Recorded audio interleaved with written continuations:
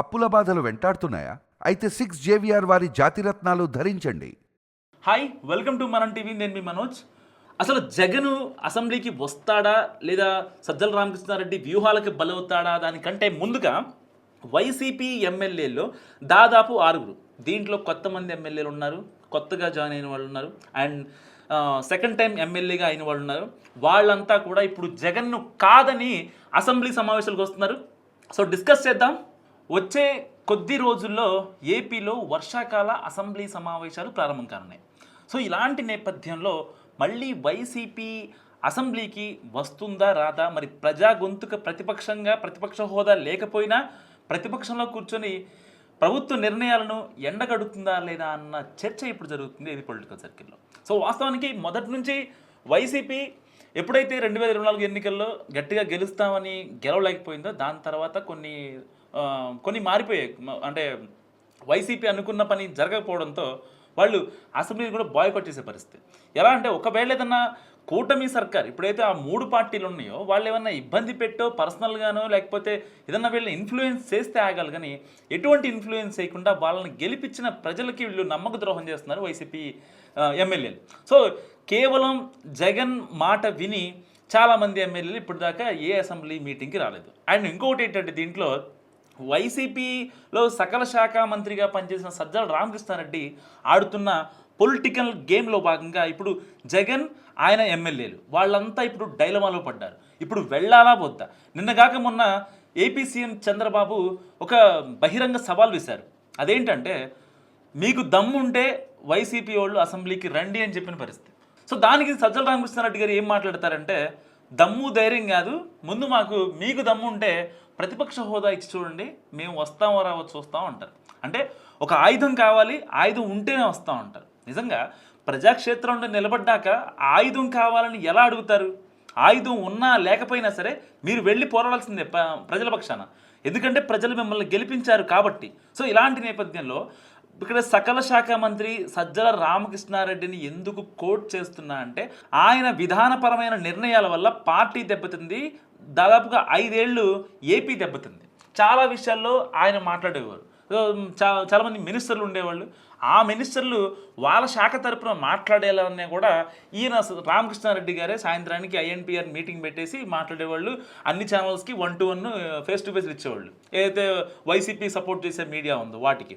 So అంతా బాగానే ఉంది, మీరు చేశారు, తర్వాత బయటకు వచ్చారు. సో ప్రజలు మిమ్మల్ని వద్దనుకొని పక్కన పెట్టారు కాబట్టి మరి ఇప్పుడు ఈ 1.5 ఇయర్లో జరిగిన ఏదైతే అన్యాయం అక్రమం అని చెప్పి మాట్లాడుతున్నారు కదా, దానిపైన వెళ్ళి మాట్లాడాల్సిన హక్కు మీకెందుకు లేదు?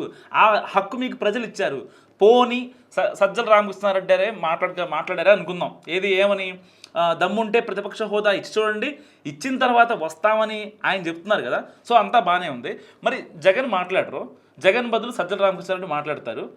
మరి జగన్ కాకుండా మిగతా ఏదైతే 10 మంది ఎమ్మెల్యేలు ఉన్నారో మరి వాళ్ళతో ఎందుకు మీరు మాట్లాడినెవరు? మాజీ మంత్రులు ఉన్నారు, మాజీ ఎమ్మెల్యేలు ఉన్నారు, మాజీ ఎంపీలు ఉన్నారు. ఎవ్వరు ఒక్కళ్ళంటే ఒకళ్ళు మాట్లాడరు. Only Sajjala Ramakrishna Reddy one and only single in వైసీపీయా? ఇంకా ఏ ఒక్క నేత లేడా వైసీపీలో? ఎందుకు మాట్లాడరు? ఎందుకు రోడ్డు మీద వచ్చి మాట్లాడరు? మీలాంటి వాళ్ళ వల్ల కాదా వైసీపీకి విజయసాయిరెడ్డి లాంటి వాళ్ళ నాయకులు, మంచి కీ రోల్ పోషించే నాయకులు రాజీనామా చేసింది? నిజంగా జగన్ కోసం A1 A2గా ఉండి ఆయన జీవితాన్ని త్యాగం చేసిన వ్యక్తి విజయసాయిరెడ్డి. అలాంటి వ్యక్తిని పోగొట్టుకున్నారంటే ఈ వైవి సుబ్బారెడ్డి, ఈ సజ్జల రామకృష్ణారెడ్డి, ఈ వీళ్ళ వల్ల కాదా? మరి ఎవరి వల్ల పార్టీ వల్ల అంత దీనస్థితిలో ఉంది? చాలామంది పార్టీని విడారు, పార్టీ విడటానికి రెడీగా ఉన్నారు, ఇప్పటికే వేరే పార్టీలతో మంత్రాలు చేస్తున్నారు. అసలు మనకెందుకు ఈ చెత్త అంతా అని చెప్పి పార్టీకి దూరంగా ఉన్న వాళ్ళు కూడా చాలామంది ఉన్నారు. మరి ఇంత రప్చర్ క్రియేట్ చేసుకొని ఓ పక్క అరెస్టులు, కోర్టులు, కేసులు, గొడవలు ఇన్ని జరుగుతుంటే ఏమాత్రం వెరగకుండా తాడేపల్లి ప్యాలెస్లో 4 రోజులు, ఇటు కడపలో 4 రోజులు, ఇటు బెంగళూరు వచ్చి యలహంక ప్యాలెస్లో 4 రోజులు, ఈ 4 రోజులు స్ప్లిట్ చేసుకొని ఎన్ని రోజులు టైం పాస్ చేస్తారు? ఎందుకంటే ఇప్పుడు ఇప్పటికీ వైసీపీకి మీరు గ్రౌండ్లో ఇంకా గట్టిగా బలం ఉంది, లేదంటే మాస్ పీపుల్లో ఇప్పటికీ వైసీపీకి ఆ వేవ్ ఉంది. ఇప్పటికిప్పుడు ఎన్నికలు జరిగినా సరే వైసీపీ గెలుస్తుందని మీ చెత్త మాటలు చెప్పబట్టే కదా, సజ్జల రామకృష్ణారెడ్డి ఇలాంటి మాటలు చెప్పబట్టే ఇప్పటికీ ఆ ఎమ్మెల్యేలు అదే భ్రమలో ఉన్నారు, మాజీ మంత్రులు కావచ్చు. ఈవెన్ అధినేత జగన్మోహన్ రెడ్డి కూడా ఇప్పటికీ అదే భ్రమలో ఉన్నాడు. రప్ప అంటారు 4 రోజులు, లేదు రప్ప పోయిందనుకో తర్వాత కొత్త ఈ కత్తులు గొడ్డలు అంటారు, గొడ్డళ్ళు అయిపోయిన తర్వాత ఇంకేం చేస్తారో అర్థం కాదు. సో అంటే ఎందుకు ఈ స్ట్రాటజీ మార్చాలి? మా అధికారం వస్తే సప్తసాగరాలు దాటి వచ్చైనా సరే నేను వాళ్ళని లాక్కొస్తే అధికారిని అంటారు. అధికారిని లాక్కొచ్చే హక్కు మీకు ఎవడిచ్చాడు? మీకెళ్ళి మీకు సపోర్ట్, మీ నాయనకి నీకు సపోర్ట్ చేసిందే కదా ఐఏఎస్ శ్రీలక్ష్మి వాళ్ళ ఎంత ఇబ్బందులు పడుతుందో చూస్తున్నావు. ఎంత టాపర్ ఆవిడ, సివిల్స్లో టాపర్ ఆవిడ. అలాంటి ఆవిడ ఇవాళ ఎంత ఇబ్బందులు పడుతుంటే మీకు అర్థం కావట్లేదా? తెలుగు రాష్ట్రాలు చూస్తున్నాయి ఐఏఎస్ శ్రీలక్ష్మి ఎంత ఇబ్బంది పడుతుంది అనేది. ఇంత అంటే ఒక రకంగా కేవలం ఇప్పుడు అసెంబ్లీకి రాను అని చెప్తున్న పరిస్థితి. సో అసెంబ్లీకి రాను అనే మాట మాట్లాడుకుంటే ఎప్పుడైతే చంద్రబాబు నాయుడు గారిని నిండు సభలో అవమానించారో దాని తర్వాత ఆయన రానని చెప్పాడు అసెంబ్లీకి. అప్పుడు దాకా ఆయన అసెంబ్లీకి రాను అని చెప్పలేదు. మీరు తీసుకున్న నిర్ణయాలని అసెంబ్లీలో వచ్చి మాట్లాడాడు. ఆ రోజున 2019లో అసెంబ్లీ సమావేశాలు పెట్టినప్పుడు, 2018లో పెట్టినప్పుడు అమరావతిని రాజధానిగా పెడుతున్నామంటే రాజధానిగా ఓకే అన్నారు మీరు.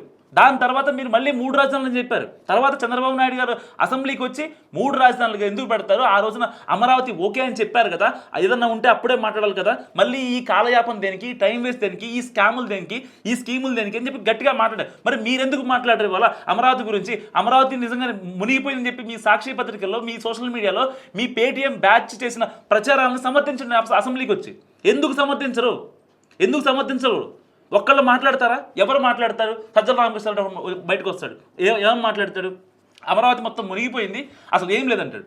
ఒక్కసారి నువ్వు అమరావతిలోకి వెళ్ళి వీడియో చేసి పెట్టు కదా, నీ ఛానల్లో పెట్టు, నిజంగా జరిగిందో లేదో జనాలు చూస్తారు. నీ వైసీపీ వాళ్ళే మిమ్మల్ని ఎందుకు నమ్మట్లేదు తెలుసా? ఎందుకంటే ఈ విష ప్రచారం వల్లే మీ వైసీపీ వాళ్ళు నమ్మట్లేదు. కేవలం జగన్కి ఈ క్లోజ్ క్వార్టర్ ఎవరైతే పలానా రెడ్డి ఈ రెడ్లు ఉంటారో, ఈ రెడ్లు ఉన్నంత కాలం నిజంగా జగన్ బాగుపడ్డు. ఎందుకంటే వాళ్ళు వేసిన మైండ్ గేమ్లోనే ఎంతవరకు ఉంటున్నాడు తప్ప కేవలం ఒక పార్టీకి ఒక స్టాండ్ తీసుకోవాలి, ఒక స్ట్రాటజీతో ముందుకెళ్ళాలి. నిజంగా కొన్ని స్ట్రాటజీలు నెక్స్ట్ లెవెల్ అని చెప్పుకోవచ్చు. ఒక చిన్న స్ట్రాటజీ చెప్తా. మొన్న నెల్లూరు పర్యటనలో బంగాళపాలెం విధులు చూపిస్తున్నారు. ఇదంతా ఐపాక్ మ్యాజిక్. ఎన్ని రోజులు?